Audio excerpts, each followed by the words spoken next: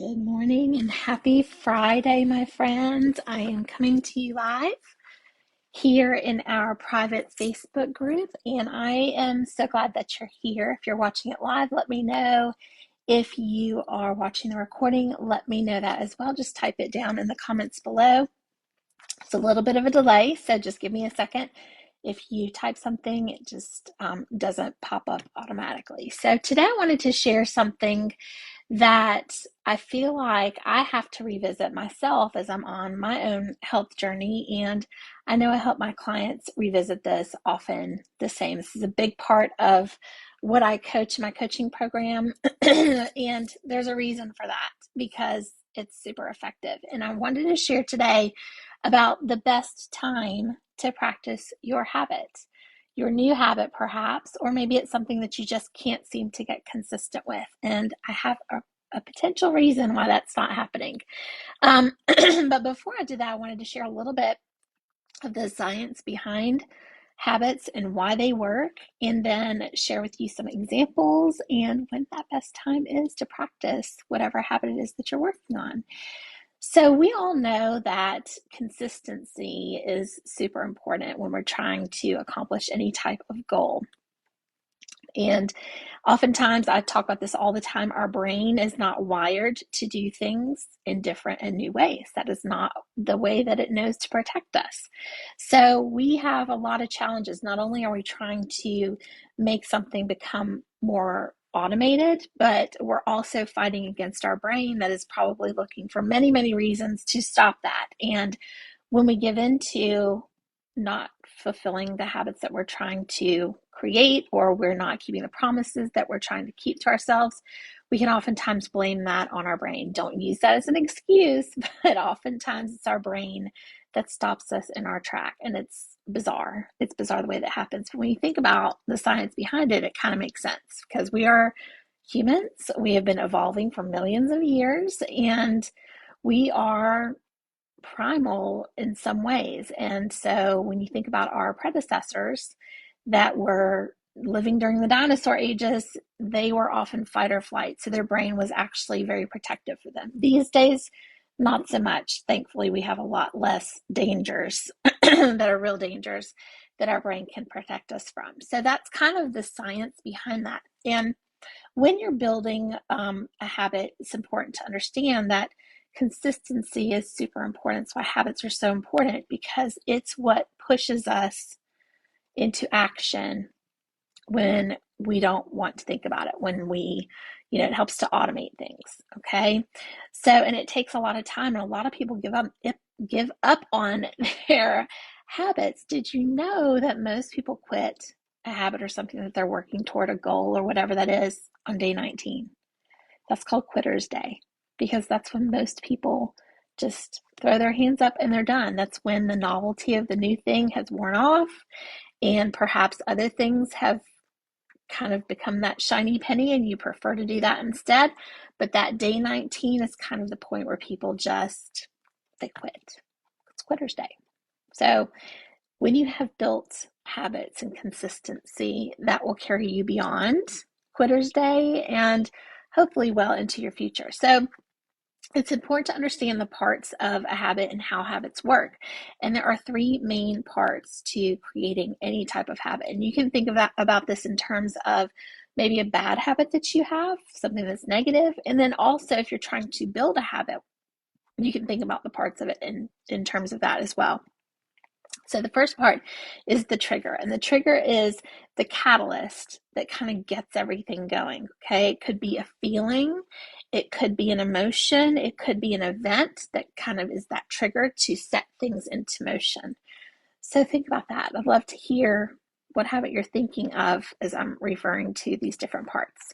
So the trigger is the first part. The second part is the routine. That is what you are doing once that trigger has been set into place. I'm going to give you an example of that in just a moment. Okay, so the routine is the action, what's actually happening.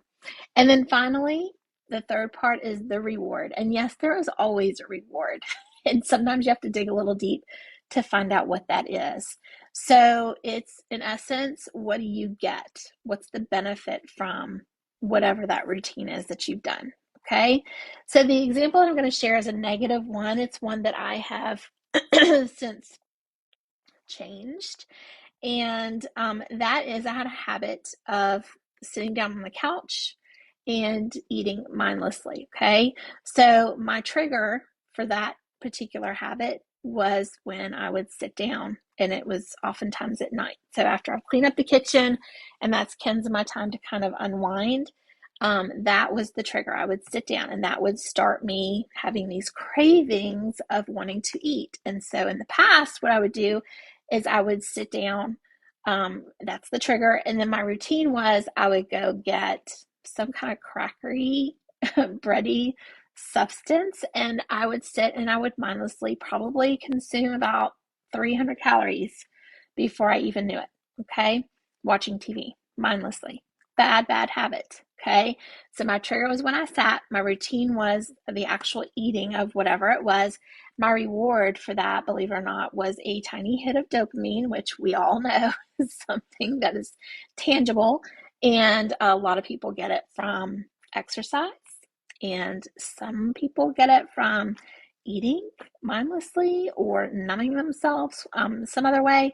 So that was my reward. So when I was breaking that down into trying to figure out a way to change that, I'm going to sit in the evenings, what I like to do. So the trigger is not going to go away, but I had to change my routine. And in turn, that also changed the reward. So what I found that worked for me was, instead of grabbing something to eat, because I was so used to chewing, I started with just having a piece of gum, sugar-free gum, and I would just chew that. So I was still getting, in essence, that chewing motion, but I wasn't really getting the hit. So the hit actually came because I kind of plugged myself more into Ken's and my conversation and interacting more with the TV. And so I still got a little bit of a reward, but it wasn't that hit of dopamine. Okay. It kind of came in a different form. So that was the way that I changed my habit. I knew the trigger was not going to change, but when you're thinking about changing your habits to be in more support of whatever your goals are, you're going to look at changing the routine, and in turn thinking about and really tuning into what that reward is going to be too. Okay, so those are the three parts of a reward, and this is exactly what I coach my clients on in my 12-week program. So I've got a lot of experience with this, not only for myself, but also in helping them overcome whatever triggers and poor habits that they have. I actually tell them it's a good thing they have a bad habit in place, because we just replace those two other parts and it completely changes their trajectory. So the question, when is the best time to practice a habit? Kind of a trick question. You might be thinking, oh, you should always be practicing your new habits. Okay, I give you that. True. But really, what I'm talking about is the best time to practice a habit is when you don't want to do it. Okay. I oftentimes think of my habit that I have instilled in the morning of exercising, and I don't do any work. I do not do anything until that exercise is done. And there are days that I just simply just don't do it. I just listen to my body. Okay. I'm not talking about that. I'm talking about day in and day out. I have made it a point to do it. And there are many, many days when I wake up and it is maybe raining, and it's going to take more effort for me to get my workout in, either in the basement or, get on the treadmill, which I absolutely hate, but I still do it. I do it when I don't want to. And that is the greatest time to practice a habit, because when you do that, you're building new pathways in your brain that's going to make it easier over time. You're going to make the greatest headway when you're practicing your habit when you don't want to. It's easy to do a habit when you're gung-ho and you're ready to go, but you're going to have the greatest impact on making those greatest strides to becoming more consistent when you don't want to do the thing. Okay, because it builds those pathways in a different way. It also will help to provide evidence for that brain that's telling you change isn't good, and it's showing your brain that there's evidence that it is good. And that is just as important.